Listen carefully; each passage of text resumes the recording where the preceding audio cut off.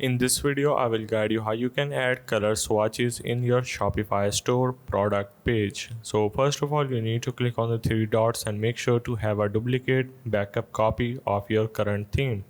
Then you need to click on the edit code.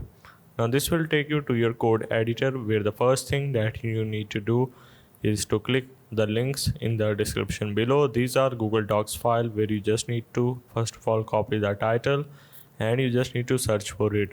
The first file, which is settings schema.json, is in the config, so click on it and then you need to simply press Ctrl A on your keyboard and then copy the code, and then you just need to replace the code with the code that I have in Google Docs. After that, you just need to click on save on the top right corner.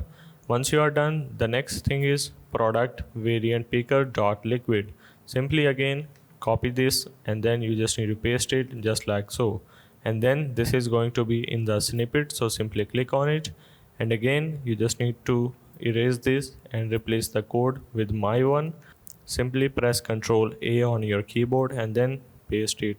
Click on save on the top right corner, and the last thing is you need to simply click on add new snippet and you need to simply name it color option.